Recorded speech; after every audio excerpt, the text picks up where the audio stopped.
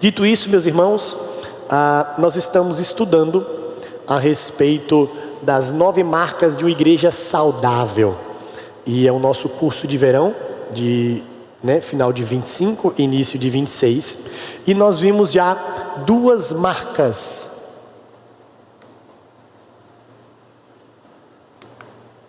Não pode elogiar, tá vendo? É só elogiar o controle, ele hoje me deixou na mão. Nós temos 2 marcas que nós já vimos. Quais foram as marcas que nós já vimos? A primeira, pregação expositiva. E a segunda marca, teologia bíblica. Vamos orar ao nosso Senhor, pedindo que Ele nos auxilie na compreensão daquilo que vem da parte do nosso Deus. Deus Santo, nós te damos graças, ó Pai, porque o Senhor é bom e a sua misericórdia dura para sempre. Nós te pedimos, ó Deus, porque o Senhor tem cuidado de nós e nos permite aprendermos mais do Senhor.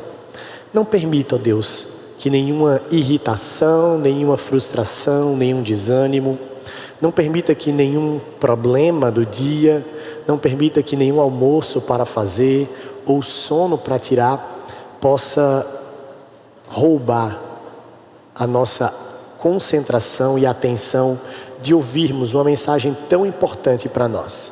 É assim que nós oramos, no nome santo de Jesus. Amém. Meus irmãos, nós vivemos em uma era que não está funcionando não, né, irmão? Hoje ele vai me deixar na mão. Tá ligado aqui, ó. Já vi que funcionou. Olha. Foi você ou foi eu? Foi eu? Então tá bom. Então vamos ver aí.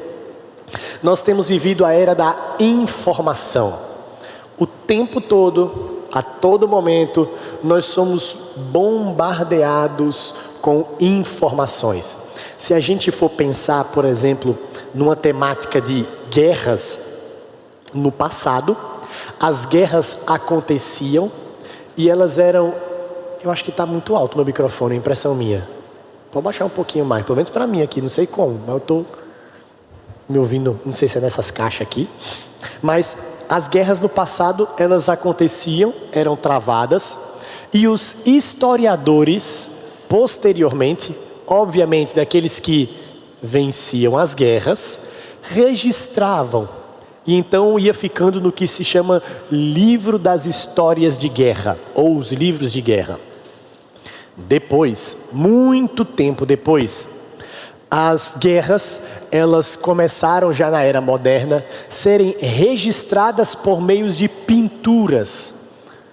Então, talvez você já teve a oportunidade de visitar um museu aqui no Brasil, que tem aquela lá, né, Dom Pedro em cima do cavalo com a espada, né, aquela cena às margens do rio Ipiranga. E então, as guerras foram registradas e pintadas. Há algum tempo depois, já na nossa era contemporânea, nós temos as guerras sendo registradas por meio de fotografias e pequenos vídeos. Então a primeira e a segunda guerra, nós temos registros fotográficos, nós temos filmagens, nós temos áudios, nós temos outros registros. Mas hoje as guerras, por exemplo, acontecem e as pessoas estão ali, filmando ao vivo. Está lá o repórter ou até mesmo algum curioso que quer postar uma live do ataque da Rússia com a Ucrânia. E isso é uma das marcas. Eu peguei apenas um assunto que é a guerra, mas hoje em todas as áreas, o tempo todo, a ideia de informação, de notícia, bombardeia as nossas vidas. Certamente você tem uma TV em casa e na sua televisão, de alguma forma que você pode clicar, vai ter algum canal de notícia em qualquer hora do dia, nem que seja de madrugada, um Fala Que Eu Te Escuto ou algum jornal da madrugada trazendo notícias 24 horas. Então hoje nós temos as pessoas que estão literalmente viciadas em notícias, viciadas em informações. Pessoas que estão cada vez mais sedentas por saber qual é a próxima novidade. Meus irmãos, é interessante que a ideia que nós vamos tratar hoje é justamente sobre notícia. A palavra evangelho, ela foi incorporada a nós evangélicos muito tempo depois. Mas essa palavra grega evangelho, né, no seu original, ela simplesmente era boa notícia. Tem uma coisa boa para te contar. Então a pessoa falava assim: eu tenho parafraseando, um evangelho para você. Evangelho é simplesmente boa notícia, uma coisa boa que eu vou te contar. É interessante que nas guerras não se tinha essa possibilidade de ter muitos escritos. Então quando ia o mensageiro primeiro, querendo não retratar toda a guerra, mas apenas aquilo que era mais importante, ou seja, que ele tinha uma boa notícia, ele escrevia evangelho. Então ele tinha uma coisa boa para falar para o povo. A notícia ia vir depois, mas o evangelho já estava lá. O evangelho agora se torna a boa notícia que é incorporado ao nosso vocabulário. E então nós temos essa notícia como a mais preciosa. Não é apenas uma informação dentre tantas informações que as pessoas escutam. Não é mais uma notícia dentre tantos canais de notícias. Não é mais uma fala dentre tantas informações que se existem. O evangelho é a notícia mais importante que nós podemos conhecer. Falando sobre isso, queria que a gente lesse a frase do pastor Paul Washer. Vamos lá? O evangelho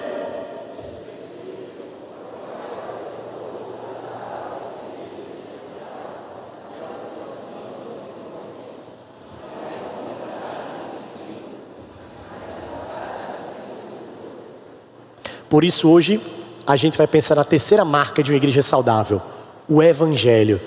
Talvez você está pensando assim: pastor, se eu soubesse que era isso hoje, eu nem vinha na igreja. Evangelho? Eu estou aqui há 30 anos, 40 anos. Evangelho é assunto para o pessoal da classe de catecúmenos. O evangelho é, sei lá, para as crianças, para os adolescentes, talvez para os jovens. Mas para mim, que sou adulto, ficar ouvindo sobre evangelho? Não, isso aí... Meus irmãos, é a notícia mais preciosa que a gente pode estudar. É o assunto mais belo e mais profundo que uma igreja pode ter. E aí eu queria perguntar para vocês: por que, dentre tantas outras marcas, por exemplo, que poderiam colocar aqui, são marcas importantes de uma igreja saudável, como por exemplo, oração. Já vou adiantar, nós vamos falar muito sobre oração ao longo das marcas, por assim dizer, mas não tem uma marca falando assim: marca de uma igreja saudável, oração. Aí talvez você possa falar assim: pastor, e oração não é uma marca de uma igreja saudável?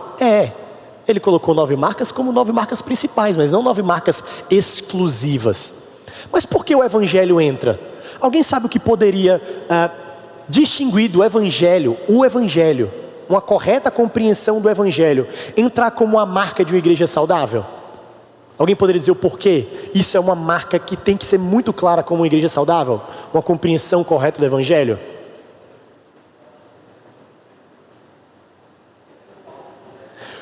Porque a gente entende que existe um falso evangelho. E meu presbítero, fala para mim, qual o perigo de você ter uma igreja que não compreende o verdadeiro evangelho? Qual o perigo de uma igreja que não entende o que é o evangelho? Que você vai adorar um Deus falso. É o quê? Você vai adorar um Deus falso se você não conhece esse Deus. Você vai adorar um Deus falso porque você não conhece esse Deus. O que mais? Não vai conhecer a verdadeira salvação? Isso aqui é o grande ponto do porquê precisamos conhecer o verdadeiro evangelho. Porque senão nós vamos atrás de outros ensinamentos. Se a gente não sabe qual é o ensinamento verdadeiro, qualquer outra coisa serve. Se a gente não sabe o que é essencial, nós vamos procurar substituir isso o tempo todo. Uma péssima compreensão do evangelho, meus irmãos, é um dano muito grande na igreja. Agora imagina uma péssima compreensão do evangelho na liderança. Imagina líderes, diáconos, presbíteros, pastores que não conhecem e não professam o verdadeiro evangelho. Olha a desgraça que é para uma igreja isso. Então, uma correta compreensão do evangelho é muito, mas muito importante para uma igreja, mesmo sendo um assunto aparentemente bem básico. Só que o autor, Mark Dever, no livro 9 Marcas de uma Igreja Saudável, ele coloca de uma forma bem diferente como ele vai tratar a respeito do evangelho. E talvez você quisesse já aqui uma definição e a partir daí a gente trabalhar o que é o evangelho. Mas ele faz de uma forma diferente, didaticamente falando. Ele coloca primeiro o que não é o evangelho, para depois tratar do que é o evangelho. E a gente vai ter esses dois momentos diferentes. Então ele vai colocar aqui, o evangelho não são apenas as boas novas, ou seja, a boa notícia. Então o evangelho não é apenas, e aí é interessante, porque tudo que ele vai colocar, de alguma forma tem a ver com o evangelho, mas o evangelho em si não é aquilo. Eu vou passar, os irmãos vão entender melhor. Então o evangelho não são apenas as boas novas de que está tudo bem conosco. Não é. O evangelho não são apenas as boas novas de que está tudo bem conosco. O evangelho também não é as boas novas de que Deus é amor. E talvez você já compartilhou o evangelho e falou assim, cara, Deus é amor. Deus é amor? É. Mas só isso é o evangelho? Não. Não. Terceiro aspecto, o evangelho não são apenas as boas novas de que Jesus é nosso amigo. E aí talvez você fez assim, nossa, eu já evangelizei assim. Já evangelizei, pastor, eu confesso. Eu já fui em alguém e só falei assim, cara, Jesus quer ser seu amigo. E às vezes essa é a única compreensão que nós temos do que é o evangelho. E por fim, essa aqui é uma das mais clássicas. As boas novas que devemos endireitar e viver corretamente. Rapaz, talvez eu acho que hoje vai ser a primeira vez que a gente vai ter que apagar as luzes da igreja, né? De uma forma correta. Porque esse negócio piscando aí, quem tem labirintite vai... É melhor ficar escuro do que o povo ficar vomitando por aí. Pode apagar aqui essa aqui também, Armando. Dessa aqui. Hoje está liberado apagar a luz, viu, meus irmãos? Não tem problema não. Mas pode ficar tranquilo. Pronto. Ninguém vai ficar com a cabeça rodando, não. É melhor. Eu já estava meio tonto aqui também. Mas vamos lá. As boas novas que devemos endireitar e viver corretamente. Talvez você também já falou isso.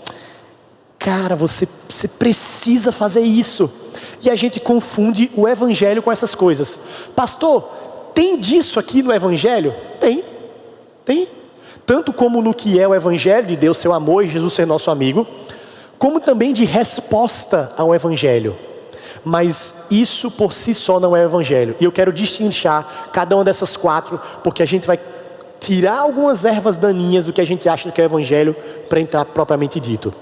Então, a primeira coisa, aí tá vendo? Eu sei fazer slide, não tá assim aqui para mim, é porque esse negócio aí mudou, mas vamos lá. As boas novas que está tudo bem não é conosco, é conosco, ok? Então, algumas coisas para a gente pensar. Por que as pessoas vêm para uma igreja? Por que nós convidamos pessoas para vir para uma igreja? Muitas vezes, as pessoas vão para a igreja, por quê?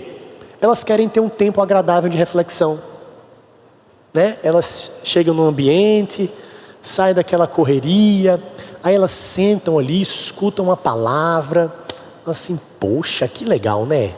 Bacana isso que o pastor falou, interessante, né? De casamento, de vida. Aí tem algumas coisas clássicas de algumas pessoas que ainda não compreenderam o evangelho. É quando a pessoa fala assim, pastor, eu gosto muito do culto que o Senhor faz lá na igreja. Isso é clássico de uma pessoa que não entendeu o evangelho.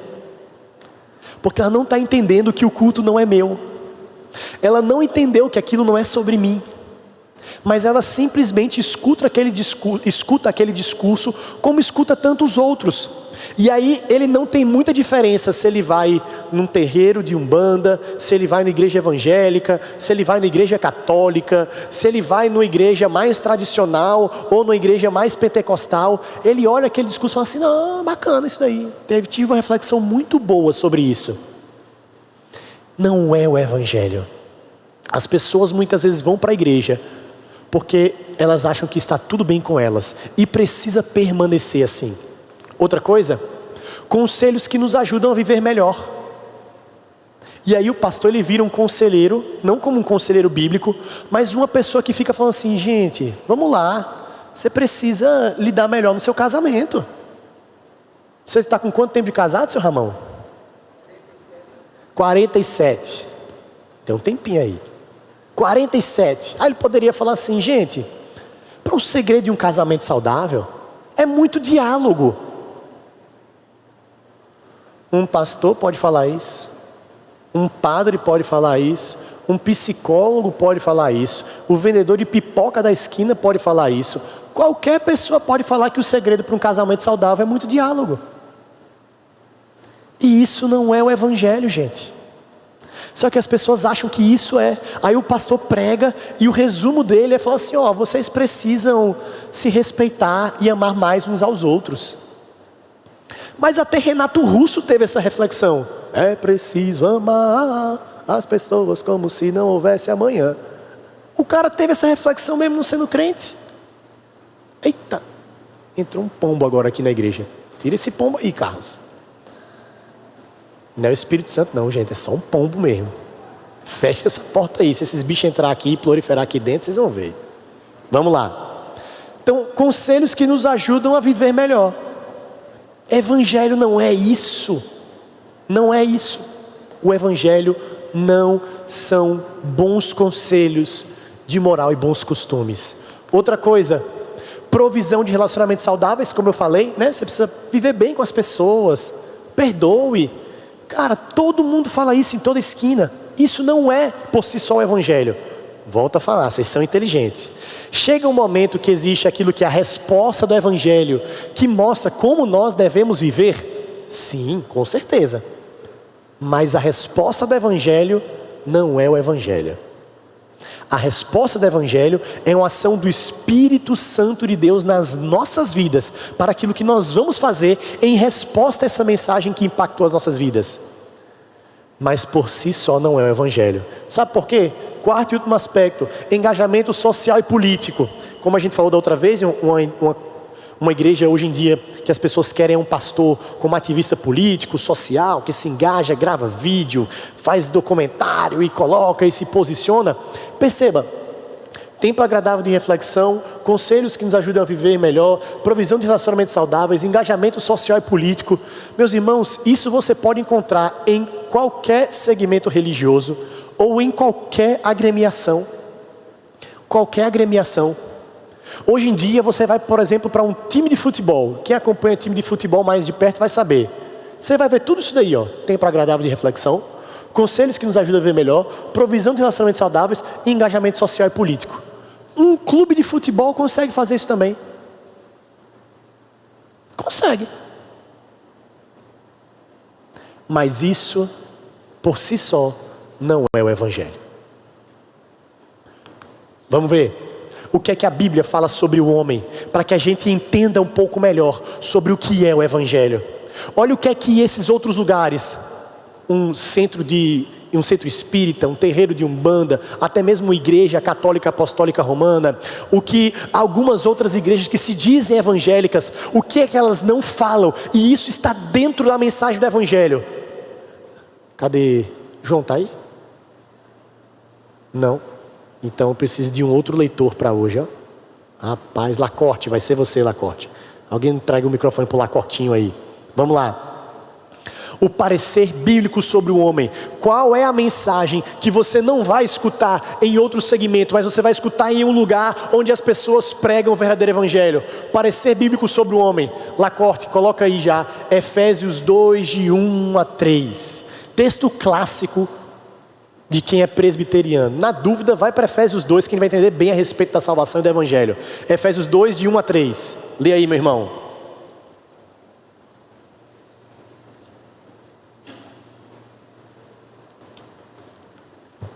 Ele vos deu vida, estando vós mortos, em vossos delitos e pecados, nos quais andaste outrora, segundo o curso deste mundo, segundo o príncipe da potestade do ar, do espírito que agora atua nos filhos da desobediência, entre os quais também todos nós andamos outrora, segundo as inclinações da nossa carne, fazendo a vontade da carne e dos pensamentos, e éramos por natureza filhos da ira, como Deus também os demais.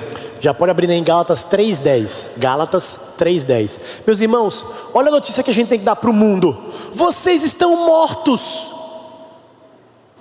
Você já entrou em algum clube de futebol, em algum clube social, e uma das coisas que ele fala assim: você está sabendo que você está morto? Você sabia que você está morto nos seus delitos e pecados? Você está sabendo que você está condenado ao inferno? Você está sabendo que o seu pecado faz separação entre você e o Criador?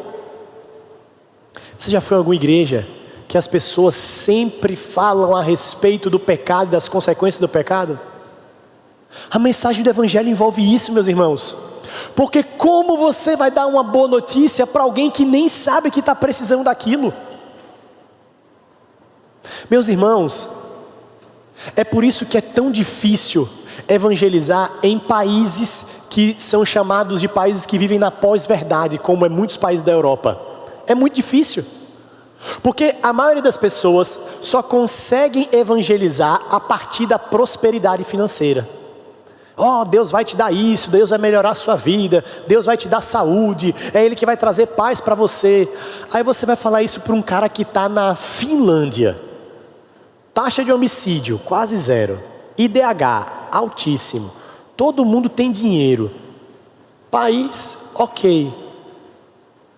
Teologia da prosperidade lá não funciona não, irmão. Teologia da prosperidade não cola. Mas a notícia de que aquelas pessoas são como zumbis, são mortos-vivos, são pessoas que estão mortas nos seus delitos e pecados, e se elas não se... Aí eu não vou falar porque é a mensagem do Evangelho. E se elas também não... E eu também não vou falar que é a segunda parte da mensagem do Evangelho. Elas estão condenadas. Meus irmãos, é por isso que o tempo todo nós precisamos falar sobre o pecado, e pregar sobre o pecado, e falar sobre a malignidade do pecado, e falar sobre a condenação gerada pelo pecado, porque as pessoas só vão entender a mensagem do Evangelho quando elas perceberem que estão em dívida, em rebelião contra o Criador. Agora você quer saber outra mensagem que as pessoas não falam hoje em dia por aí? Leia aí, Lacorte, Gálatas 3:10. Todos quantos, pois, são das obras da lei, estão debaixo da maldição. Porque está escrito: maldito todo aquele que não permanece em todas as coisas escritas no livro da lei, para praticá-las. Já abre aí João capítulo 3, do 1 ao 7. Uma das coisas que a gente tem que falar para as pessoas, você já ouviu alguém falando assim? Meu irmão, eu tenho uma mensagem para falar para você. Você é maldito. Misericórdia, pastor. Não, aí assim, aí ninguém se converte não. Vai chegar falando que a pessoa é maldita. Meus irmãos, mas essa é a nossa consequência pelo nosso pecado. A maldição da lei, a punição pelos nossos pecados. Só que hoje em dia você vai na igreja e aí você fica assim: oh meu lindo, tá tudo lindo. O que Deus deixa você ver, lindo. O que Deus deixa você tocar, você cheirar, você abraçar, vai ser para você, lindo. E as pessoas amam esse tipo de mensagem, porque não expõe. Aí vocês estão entendendo agora porque uma correta visão do Evangelho é necessária para a liderança da igreja. Muitas vezes tem líderes que permitem isso nos seus púlpitos, mensagens que não confrontam o pecado. Meus irmãos, sabe por que pastores não querem pregar sobre o pecado? Porque eles não querem ter os seus pecados confrontados. Meus irmãos, é difícil falar sobre o pecado quando eu sei que eu sou pecador. É difícil falar sobre pecado quando eu estou aqui na igreja e eu olho para minha esposa e ela conhece quem eu sou. Mas nós precisamos falar da nossa condição em mortos nos nossos delitos e pecados por causa do pecado. Estamos mortos, somos malditos. Leia aí Lacorte, para a gente ver a terceira e última coisa que nós somos também. Havia entre os fariseus um homem chamado Nicodemos, um dos principais dos judeus. Este, de noite, foi ter com Jesus e lhe disse: Rabi, sabemos que és mestre vindo da parte de Deus, porque ninguém faz estes sinais que tu fazes, se Deus não estiver com ele. A isto respondeu Jesus: Em verdade vos digo, que se alguém não nascer de novo, não pode ver o reino de Deus. Perguntou Nicodemos: Como pode um homem nascer de novo sendo velho? Pode pausar aí. Que aí eu vou falar, os irmãos lembram da história, só para refrescar a memória. Nicodemos, mestre da lei, se juntar nós tudinho aqui, não dá o conhecimento que Nicodemos tem do Antigo Testamento. Não dá. Aquele homem sabia a Torá decorada, do início ao fim, sem errar uma sentença. Ele era mestre da lei, acabou, sabia tudo. Aí ele chega para Jesus assim na calada da noite e fala assim: Jesus, deixa eu perguntar uma coisa. Você veio da parte de Deus, não tem como fazer essas coisas se não for da parte de Deus. Mas e a vida eterna? Como é que é isso aí?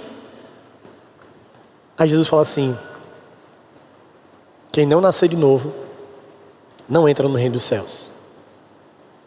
Aí um homem inteligente, letrado, culto, dá uma resposta tola. Então eu vou voltar para a barriga da minha mãe? Homem, pelo amor de Deus, me ajude. Como é que uma pessoa com o mínimo de consciência dá uma resposta dessa? Vocês nunca pararam para pensar da tolice que é a fala de Nicodemos? Eu vou voltar para a barriga da minha mãe. Meu amigo, ninguém com juízo pensaria uma coisa dessa, não. Mas é a resposta que ele dá.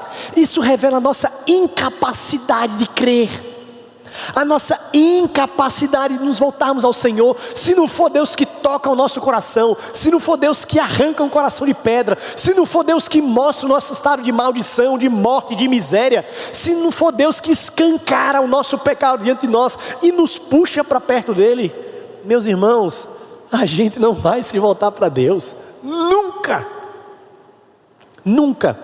É por isso que a mensagem do Evangelho tem que ser pregada todo dia na igreja, todo dia.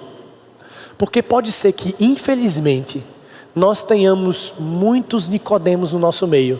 Pessoas que estão há 5, 10, 15, 20, 30, 40, 50, 60 anos na igreja, mas ainda não nasceu de novo.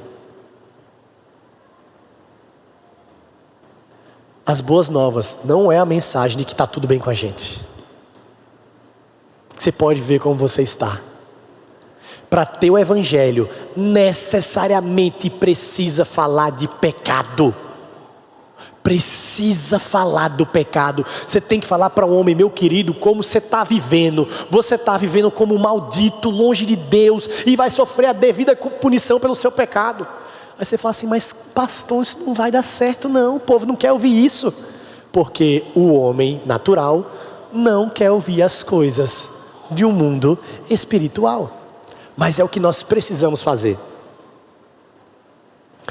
Porque quando você prega o Evangelho e a pessoa entende a sua necessidade, porque ele é pecador, meu querido, aí ele se converte de verdade. E não começa a frequentar uma igreja e apenas aparenta ser crente. Ele faz tudo de um crente, só tem uma coisinha só, um detalhe bobo: ele não nasceu de novo. Que foi o que aconteceu com Nicodemos. E obviamente não é um detalhe bobo. Vamos lá, que a gente tem muita coisa para ver ainda. Segundo ponto: as boas novas de que Deus é amor. Essa aí é clássica. Meus irmãos, nós precisamos falar que Deus é amor. Deus é amor, é verdade. Mas nós precisamos lembrar uma coisa: Deus não é um gênio da lâmpada, que é o que muitas vezes as pessoas querem pregar. Vá para Deus, e aquele problema, aquela causa na justiça, aquela situação com seu filho, tudo vai se resolver. Veja a vida do apóstolo Paulo depois que ele se converteu para o Evangelho. Resolveu legal a vida dele, né? De homem rico com status político, religioso, financeiro, virou perseguidor, espancado, açoitado, preso. sofreu naufrágio. E vocês sabiam que essa teologia da prosperidade não é nova, né? Porque uma das coisas que algumas igrejas rejeitavam o apostolado de Paulo é porque viam os sofrimentos dele. Falavam assim, não, você não veio da parte de Deus, você está sofrendo. E aí o apóstolo Paulo fala assim, eu sirvo a um Senhor que sofreu, como é que eu não vou sofrer? Deus não é um gênio da lâmpada. Deus não é a nossa imagem. As pessoas falam de Deus é amor, mas falam do amor que elas projetam. Deus não é a nossa imagem. Aí tem gente que fala assim, eu não posso crer num Deus que cria pessoas e joga elas no inferno. Aí você fala assim, mas eu também não creio nesse Deus não. Eu também não creio nesse Deus. Na verdade que não existe um Deus assim, que cria pessoas e joga no inferno. Eu creio em um Deus que criou um primeiro casal. Olha a mensagem do evangelho nas entrelinhas aí, viu? Creio em um Deus que criou um primeiro casal. E de forma graciosa disse, se vocês obedecerem, vocês vão viver eternamente. Mas se vocês pecarem, vocês vão morrer eternamente. O homem pecou, morreu espiritualmente, mas ainda assim Deus resolveu salvar. É esse Deus que eu creio. É diferente, meus irmãos. É muito diferente. Mas as pessoas projetam Deus conforme as suas paixões, conforme os seus sentimentos, conforme as suas vontades. Um Deus que é feito à imagem deles. Na verdade é o salmista que fala isso. Os ídolos deles são assim. Tem olhos, mas não veem. Tem boca, mas não falam. Nariz tem, mas não cheiram. Mãos tem, mas não apalpam. Os seus pés não andam. Tornem-se semelhantes a Ele, aqueles que o adoram. As pessoas vão se tornando a imagem do seu ídolo. Por isso que nós adoramos a Deus. Porque nós queremos ser conformados, a ideia de tomar forma, à imagem de Jesus Cristo. O amor de Deus é justo e sua justiça é amorosa. As pessoas esquecem de fazer essa conexão. Deus é amor. Aí outros falam assim, mas Deus é justiça. Aí você agora, como um bom presbiteriano, pessoa que está aprendendo uma boa teologia, você vai falar assim, Deus é amor, Deus é justiça. Mas nós precisamos entender que os atributos de Deus são todos juntos. Então, a justiça de Deus é amorosa e o seu amor é um amor justo. Justiça amorosa e amor justo. Não é apenas Deus é amor e Deus é justiça e Deus é paz, Deus não sei o quê. Não, Deus tem a sua graça justa e a sua justiça graciosa. Deus é amor e Deus é justiça. Ele tem a sua justiça amorosa e seu amor justo. Os atributos do Senhor são também entrelaçados. Por fim, Deus não é politicamente correto. Esse é um dos problemas. Tudo hoje em dia é politicamente correto. Aí alguns falavam assim, eu gostava mais do outro Papa. O outro Papa lá, ele, falava do amor para as pessoas, O outro Papa, ele falava que você podia amar, não importava, qual é a sua orientação sexual. O outro Papa falava, que tinha essas coisas aí que você poderia viver. Eu preferia o outro Papa, porque o outro Papa ele era mais politicamente correto. Não que esse não seja, já vai mostrar a asazinha dele também. Mas as pessoas querem assim, um Deus politicamente correto. Não, mas não pode ter isso de Deus. Deus não pode fazer essas coisas. Quem é você, criatura, para falar o que Deus pode e não pode fazer? É o Senhor soberano sobre todas as coisas. Ele estabeleceu reis, tronos e dinastias. Deus não está dentro do nosso politicamente correto. Vamos lá para a gente pensar algumas coisas a respeito disso. Por favor, meu irmão Lacorte. Abre aí Êxodo capítulo 34, verso 7. Êxodo 34, verso 7.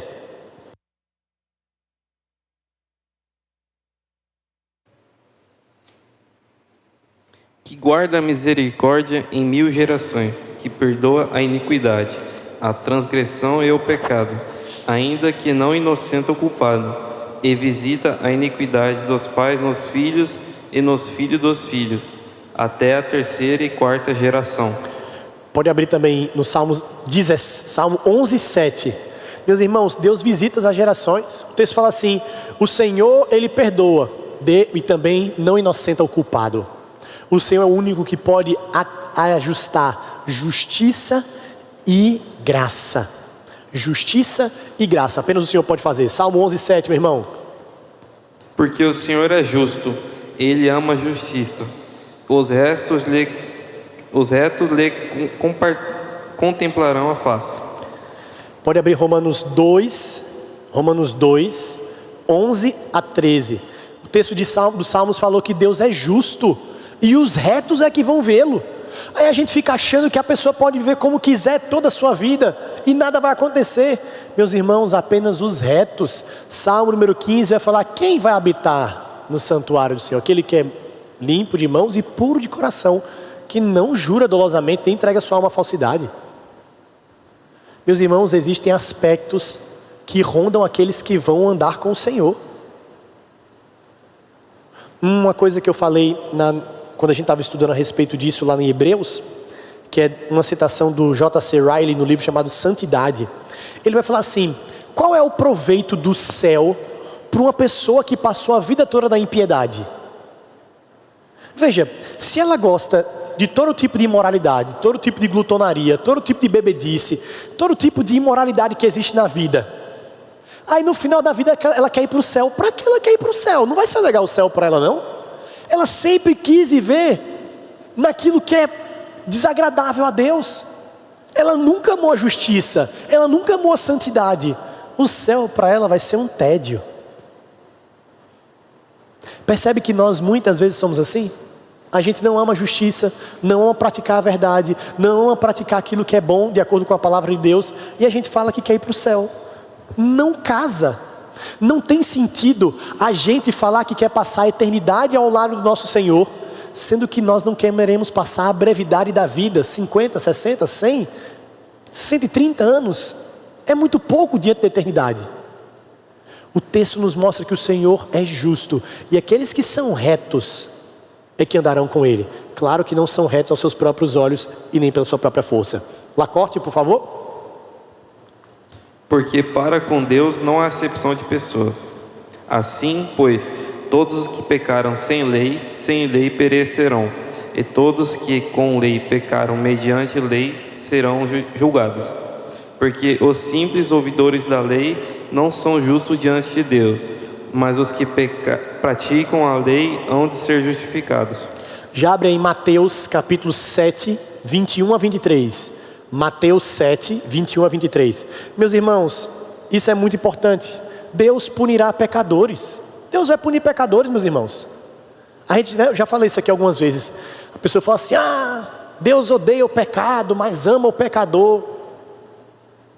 No inferno vai ter lascívia jogada no inferno? No inferno vai ter mentira jogada no inferno? Deus vai pegar a mentira e vai jogar no inferno? Deus vai pegar o adultério e vai jogar no inferno? É assim que fala? Apocalipse 21 vai falar: os mentirosos, os covardes, os adúlteros, eles aqui serão lançados no fogo do inferno. Meu irmão, Deus odeia o pecado, e Deus odeia mais ainda o pecador. São pecadores que serão condenados. São pecadores que serão condenados. Essa conversinha de que não, o pecador, não vai ter nada. Aí alguns vão dobrando a Bíblia para abafar as vozes do seu coração.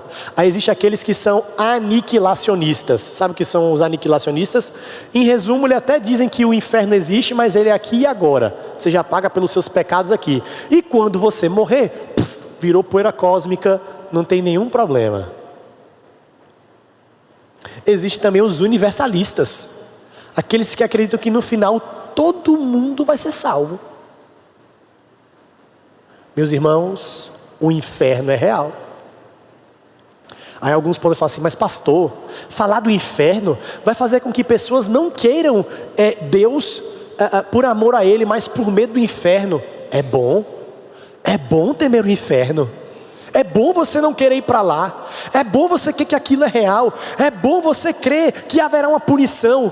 Mas é melhor ainda saber que aqueles que estão em Cristo não serão punidos. Mas sim, meus irmãos, o inferno é real. É real. É real. Tão certo como o céu é real, o inferno também é real. Enquanto as pessoas não entenderem o seu estado de miséria e o destino desse estado, elas não vão entender a respeito de um Deus gracioso.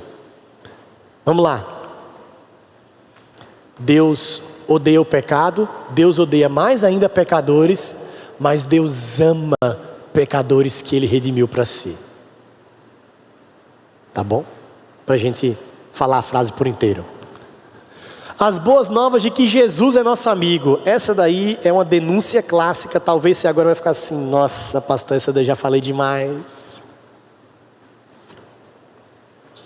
Eu já fui pregar o evangelho e cheguei para a pessoa assim: nossa, mas Jesus quer muito ser seu amigo. Jesus, assim, Ele tá de braços abertos para esperar você. Essa é a verdade. Meus irmãos, as boas novas de que Jesus é nosso amigo, ela infelizmente ensina que Jesus aceita todo mundo de todo jeito. Todo mundo de todo jeito. Mas pastor, peraí, as pessoas não têm que ir a Cristo? Sim. Mas vocês são inteligentes, vocês estão entendendo o que eu estou falando? Quando eu estou falando que aceita todo mundo de todo jeito, é que as pessoas podem ter ou dizer que tem um relacionamento com Cristo e viver das suas formas longe de Deus. Aí a gente escuta um monte de gente por aí que tem um proceder péssimo e diz que é de Jesus. Sim, Jesus aceita todo mundo de todo jeito. Então vem como estás, mas você vai ser transformado. A gente vai ver isso mais à frente. O problema é que hoje em dia vem como estás e permaneça como você veio. Pode ficar aí fazendo a sua vidinha como você está fazendo. Não. O evangelho vai ser o transformador na nossa vida. Mas o que as pessoas pregam é que Jesus vai te aceitar e você pode ficar, não tem problema, é só dizer que você é de Jesus, está tudo certo. Não é assim. Definitivamente não é assim. Vocês percebem que esse não foi o primeiro ponto que eu coloquei? Porque se fosse, o povo já fala assim: não, peraí, pastor, aí a gente está caminhando para um legalismo já. Não, já foi construído, é o terceiro aspecto. A gente já viu da condição do homem, a gente já viu a respeito de Deus e agora a gente está vendo de Jesus. Então não é que as pessoas não podem vir como elas estão, ou que elas precisam se consertar para depois vir para Deus. Não é isso. Vocês são inteligentes, vocês sabem com isso que eu estou falando. O que eu estou falando é que as pessoas colocam que Jesus vai querer que você fique sempre da mesma forma, ou seja, que o evangelho não traz nenhuma transformação para a sua vida. Vamos continuar. Jesus é um coitadinho que sofre se não somos seus amigos. Isso é clássico. Mas Jesus quer tanto. Parece Jesus aquela pessoa, né, que fica assim com um copinho assim: me dá uma esmolinha, pelo amor de Deus, me dá um amigo, vem ser meu amigo. Meus irmãos, Jesus não precisa de amigos. Jesus não precisa de um relacionamento conosco para ser completo. Jesus tem um relacionamento perfeito, eterno com o Deus Pai e Deus Espírito Santo. Na Trindade eles têm um exemplo máximo de perfeição de relacionamento. É o que a gente chama na teologia da Trindade de pericorese. É a dança intratrinitária. Eles se relacionam entre si de maneira maravilhosa, perfeita e harmônica e sublime. Eles não precisam do relacionamento com os homens, mas eles de maneira graciosa e amorosa resolvem se relacionar conosco. Vamos lá. Jesus, um hippie, paz e amor. Jesus é isso aí. É isso aí. Jesusão assim, massa, né? Já pintam ele de cabelo branco, grande, né? Barba grande. Aí Jesus fala: é isso aí. Vamos amar. Vamos amar. É isso aí que é Jesus. Aí a gente escuta frases como, por exemplo, assim: Jesus é até legal, o que é ruim é o fã-clube dele. Então você não entendeu quem é Jesus, irmão. Mas as pessoas querem pintar esse Jesus assim. Quer saber uma religião que faz muito isso, Jesus, paz e amor? O islamismo. Se você falar assim, o islâmico não crê em Jesus. Não fala isso não, tá falando besteira. Eles creem, sabia disso? O islâmico crê em Jesus. Se você chegar e falar assim para uma pessoa conhecida, falar assim: esse povo não crê em Jesus. Eu falo: não, a gente crê. Não, mas eles não creem que Jesus nasceu de Maria. Creem. Eles creem. Só que eles não creem que Jesus é o Filho de Deus, que é o Verbo encarnado, que morreu, ressuscitou para nos salvar dos nossos pecados. Isso eles não creem. Mas eles creem em Jesus como um bom profeta que veio, pregou paz, amor, alegria. Jesus, paz e amor. E por fim, um Jesus moralista. Olha o contrário daquele Jesus que aceita tudo. É um Jesus moralista. E meus irmãos, a gente às vezes tem essa tendência. A gente chega para a pessoa e fala assim, ó, você vai vir para Jesus, mas pode tirar esses brinquinhos, pode procurar um lugar para você remover essa tatuagem. Não pensa nunca mais em beber uma cerveja, tá? Acabou. Agora é calça comprida, terno, e falta um domingo para você ver. Jesus manda um anjo lá no seu carro furar seu pneu, rasgar para você nunca mais faltar. Não brinca não, Jesus é papo sério. As pessoas pintam Jesus como moralista. Percebe que vai para os dois extremos? Então precisamos ter cuidado. Lá cortinho, Mateus. Nem todo que me diz, Senhor, Senhor, entrará no reino dos céus, mas aquele que faz a vontade de meu Pai, que está nos céus. Muitos naquele dia hão de dizer-me, Senhor, Senhor, porventura não temos nós profetizado em teu nome, e em teu nome não expelimos demônios, e em teu nome não fazemos muitos milagres? Então lhes direi explicitamente, nunca vos conheci, apartai-vos de mim, os que praticais a iniquidade. Pode abrir Marcos 10, 45. Eu vou colocar todos os textos aqui para a gente dar um gás aqui na nossa reta final. Marcos 10, 45. Pois o próprio Filho do Homem não veio para ser servido, mas para servir e dar a sua vida em resgate por muitos.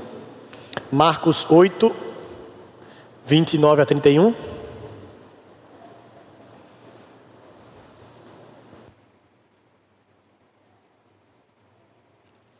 Então lhes perguntou, mas vós, quem dizei que eu sou? Respondeu-lhe Pedro, tu és o Cristo. Advertiu-o Jesus de quem ninguém dissera tal coisa a seu respeito. Então começou a ensinar-lhes que era necessário que o Filho do Homem sofresse muitas coisas, fosse rejeitado pelos anciões, pelos principais sacerdotes e pelos escribas, fosse morto e que depois de 3 dias ressuscitasse. Observa Jesus como aquele que se importa com aquilo que nós fazemos, mas não é aquilo que nós fazemos que nos salva. Senhor, Senhor, eu fiz isso, eu fiz aquilo outro, eu fiz aquilo outro. Apartai-vos de mim. Não é isso que nos salva. Depois a gente viu uma ação de Jesus. Ele veio para servir, para dar a sua vida. E por fim, Jesus como aquele que é de fato o nosso Salvador. Vamos ler essa frase do Mark Dever no livro? O principal ensino...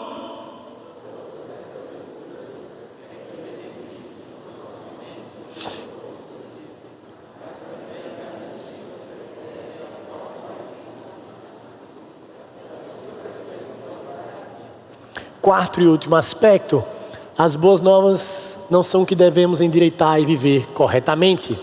Então, o Evangelho não é sobre performance, sobre aquilo que nós fazemos para o Senhor. O Evangelho não é sobre você ser presidente de sociedade interna, ser líder de algum departamento ou ministério da igreja. Não é sobre ser presbítero, pastor, diácono, presidente da SAF, das Déboras, da UMP, da UPA, da UCP, da UPH, da DHPP, seja lá qual sigla você queira colocar na sua vida. Não é isso que é o Evangelho. Não é sobre performance. O Evangelho não é sobre levantar mãos, não é sobre cantar alto, não é sobre ser dizimista, não é sobre ser frequente na igreja. Perceba, não quer dizer que o Evangelho não causa transformação na nossa vida, mas isso por si só não é o Evangelho. O Evangelho não é sobre rituais religiosos, ou seja, sobre batismo, sobre Santa Ceia. Você pode ser batizado, você pode tomar Santa Ceia, nunca faltar um culto de ceia que para você é sagrado. Mas isso por si só não é o Evangelho. O Evangelho não é sobre caridade, meus irmãos. Nós temos muitas outras pessoas que fazem mais caridade do que nós. Entregam cesta básica, visitam no hospital, faz um monte de coisa. O Evangelho não é sobre caridade. E por fim, O evangelho não é sobre moral, bons costumes e família tradicional brasileira. Esse aí já foi para cutucar mais a realidade de hoje. Não é sobre isso o evangelho. Aí tem um cara que levanta uma pauta dessa. Eu sou o cara da moral, dos bons costumes, da família tradicional brasileira. Aí se diz que é evangélico, mas ele não dá testemunho nenhum de Cristo, não congrega regularmente na igreja, as pessoas que estão à sua volta estão manchadas de corrupção. Meu querido, ele pode ter até boas pautas, isso não é evangelho. Meus irmãos, isso é tentador muitas vezes, sabia? Porque quando a pessoa se converte, a nossa tendência é falar assim: agora para de fazer tudo o que você está fazendo. Nós esquecemos que isso é um processo chamado santificação. E nós somos muito impacientes com pecados que já não são mais uma realidade na nossa vida. A gente é assim. Então, se uma pessoa ela ainda tem muita fraqueza, seja na questão de teologia do culto, seja na questão de concepção de doutrinas fundamentais, ou seja na sua prática, uma pessoa que acabou de nascer de novo, ela está aprendendo a viver no evangelho, a gente é impaciente com essa pessoa, a gente já quer que ela mude radicalmente de vida, enquanto a gente que está há 20, 30, 40 anos na igreja, quando alguém vai confrontar do nosso pecado, ele fala: não, mas espera aí, você tem que entender que eu estou nesse processo aí de santificação. Ah, você está no processo, a outra tem que mudar radicalmente, né? Nós precisamos ter muito cuidado com isso. Caminhar com aqueles que são mais fracos na fé. Isso não é uma licença para você viver de uma forma avessa a isso. Não é. O que nós não podemos entender é que isso por si só não é o evangelho. Vamos lá, meus irmãos? Outra frase do pastor, outro texto do pastor Mark Dever, todo mundo junto para fixar direitinho uma leitura bem bonita. Vamos lá? O evangelho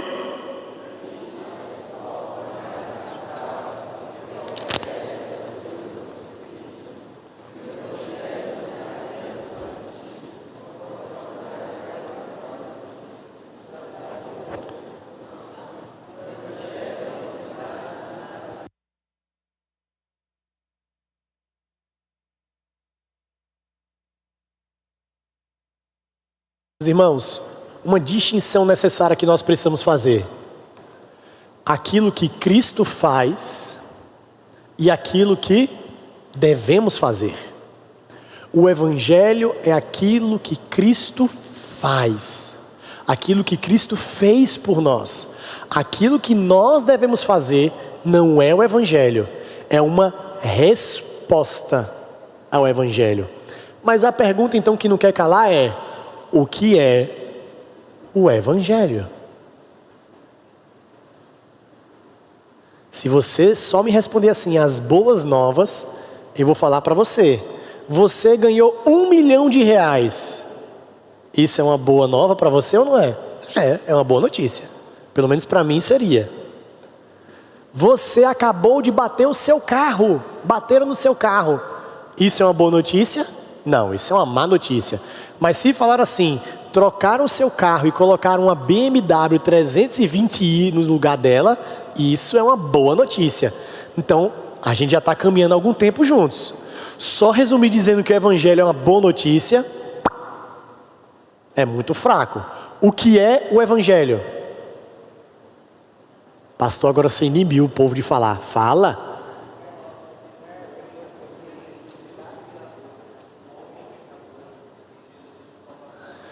O Deus Criador, o homem pecador e Jesus Salvador. Vamos desenvolver isso e conectar em algumas sentenças. Não é de acordo com a minha necessidade? O evangelho de acordo com a minha necessidade? Não. O que é o evangelho? Boas novas de salvação. Salvar de quê? Do SPC, do Serasa, do governo, do pecado. É salvação do pecado?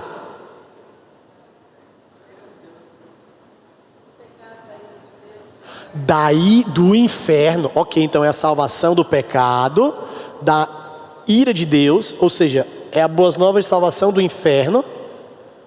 Por quê? Por que a gente ia para o inferno? Porque era pecador. E por que nós somos pecadores? Porque desobedecemos a quem? Olha a mensagem sendo completada: homem pecador, Deus criador. E como ver essa salvação? Não tem nenhum texto bíblico que fala assim: a mensagem do evangelho é essa, 2 pontos. Isso é o nosso entendimento bíblico completo a respeito da mensagem do evangelho. Então, se a gente fosse resumir o evangelho, eu gosto dessa definição, que ela é simples, ela é pequena, mas ajuda muito a gente a entender. O evangelho é a mensagem de salvação da condenação gerada pelo pecado contra o Deus Criador, por meio da obra de Cristo, que nos reconciliou com Deus, que nos convida a abandonar os pecados e crer em Jesus. É um resumo. Pastor, mas poderia colocar aí a aplicação da obra salvífica do Espírito Santo na nossa vida, e então ter uma resposta positiva àquilo que a Bíblia coloca? Poderia ter tudo isso daí. Poderia falar a respeito do pacto das obras, que foi um momento que... Eu entendo. Eu só estou resumindo. A mensagem do Evangelho é a mensagem de salvação. Estávamos salvos, por quê? Porque nós éramos pecadores, pecamos contra o Deus Criador. Meus irmãos, é por isso que quando a gente for pregar o Evangelho, necessariamente a gente tem que falar da criação. Grave isso. Se você esquecer de tudo dessa aula, não esqueça disso. Pregar o Evangelho, falar do Evangelho, precisa falar da criação, do Deus Criador. Porque é naquele momento que Deus estabelece as coisas. Se a gente tira a criação, se a gente tira Gênesis 1, 2 e 3, a gente tem um buraco muito grande aí. Por que esse Deus ele pode estabelecer leis? Por que fazer o que ele não agrada a ele é pecado? Por que eu não tenho que fazer o que agrada a Alá, ou a Ogum, ou a Xangô, ou a Buda, ou qualquer outro cara aí? Deus Criador, homem pecador, Jesus Salvador. A mensagem do Evangelho é a mensagem de salvação da condenação. Olha aí, elementos como salvação, condenação, Deus Criador, Jesus que nos reconciliou por meio da sua obra, nos convida a abandonar os nossos pecados e crer em Deus. Meus irmãos, o que o Evangelho exige de nós então? 2 coisas que o Evangelho exige de nós. Alguém sabe? Pode falar, agora está fácil. 2 coisas, está aqui no finalzinho. 2 coisas que o Evangelho exige de nós. Fala alto, alguém está confiando assim, pode falar alto. Arrepender e crer. Arrependimento e crença. Arrependimento e crença. Isso é o Evangelho? Isso é o que o Evangelho exige de nós. A boa nova do Evangelho é a mensagem de salvação da condenação gerada pelo pecado contra o Deus Criador, por meio da obra de Cristo que nos reconciliou com Deus, que nos convida a abandonar os nossos pecados e crer em Cristo. Pastor, onde é que está isso na Bíblia?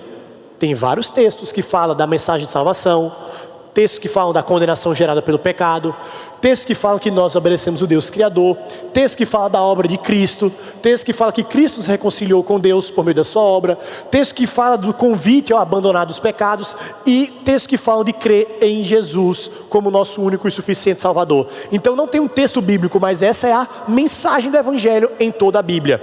E é isso que a gente vai ver a partir de agora, para os irmãos fixarem. Antes, só para a gente ler isso aí, essa mensagem do pastor Tim Keller, que foi um homem fantástico da parte do nosso Deus. O Evangelho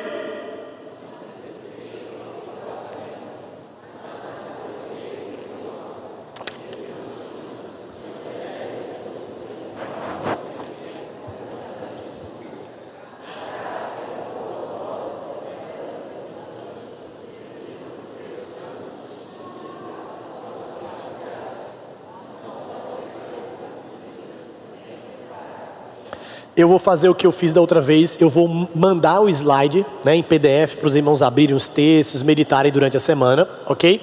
mas só para a gente entender um pouco, eu não vou abrir agora os textos bíblicos por causa do nosso tempo, tá bom? Mas vamos lá. Mensagem de arrependimento. Onde é que a gente percebe isso como uma mensagem do Evangelho ser uma mensagem de arrependimento? É a mensagem dos patriarcas. 2 Pedro vai fazer essa leitura. 2 Pedro 2,5 vai falar que a mensagem de Noé, que é um do período dos patriarcas, ele foi um pregador de justiça. Ele chamou o povo ao arrependimento, a construção da arca. A mensagem do arrependimento presente nos patriarcas. Mensagem de arrependimento na monarquia. O texto de 1 Reis, capítulo 8, verso 30, é quando Salomão termina de construir o templo e ele fala assim: Senhor, quando o teu povo, por ter pecado contra o Senhor, se voltar à tua presença, se arrepender dos seus pecados, orar, ouve tu no céu e perdoa o pecado do teu povo. Mensagem de arrependimento na monarquia. Mensagem de arrependimento dos profetas. Essa eu não preciso nem dizer. Os profetas o tempo todo chamando o povo ao arrependimento. Ezequiel faz esse convite ao arrependimento do povo. A mensagem transcultural. E aí no Antigo Testamento, Jonas capítulo 3, verso 10, vai fazer a mensagem de arrependimento para Nínive. A mensagem de arrependimento é para todos. Para todos. A mensagem de João Batista, Mateus capítulo 3, do 1 ao 3, vai falar que João Batista tinha uma mensagem muito clara: arrependam-se dos seus pecados, arrependam-se dos seus pecados, arrependam-se dos seus pecados, arrependam-se dos seus pecados. Mensagem de Jesus é a mensagem de arrependimento. E aí talvez você pode pensar assim: mas pastor, o que é arrependimento? Entendi, a mensagem da salvação exige esse arrependimento. E o que é arrependimento? Arrependimento é abandonar o pecado, abandonar suas práticas. Isso começa primeiro na mente. Começa na mente. Só abandona o pecado quando a pessoa entende que aquilo é uma prática contrária à palavra de Deus. Só se arrepende e abandona o pecado quem entende que aquilo não agrada a Deus, que é uma ofensa ao Senhor. Arrependimento é abandonar o pecado. Vamos lá? Fé é a segunda marca. Os irmãos, por favor, a graça da fé.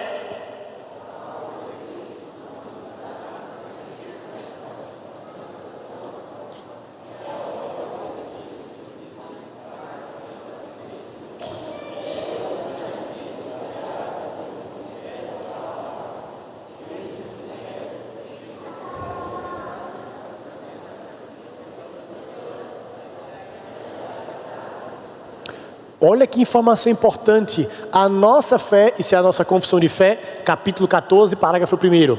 A nossa fé, ela pode ser aumentada e fortalecida. Então sim, é possível que você tenha uma fé, mas pequena e fraca.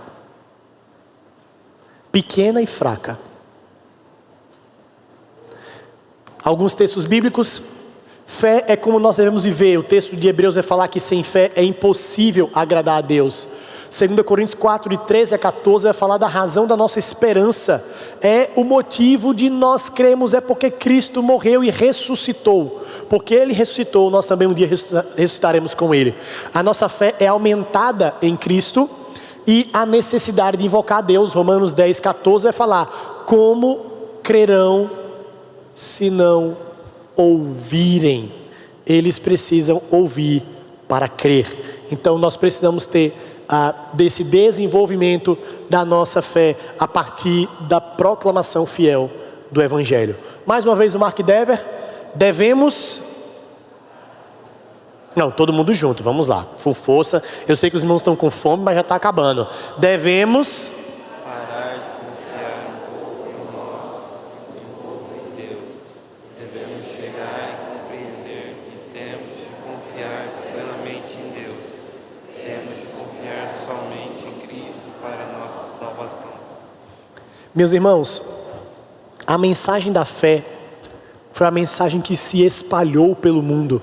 Olha essa frase de um homem chamado Warfield. Eu vou ler para os irmãos. Uma dúzia de ignorantes camponeses e letrados proclamando um judeu como fundador de uma nova fé, portando um símbolo de sua adoração, um instrumento que era sinal de ignomínia, escravidão e crime.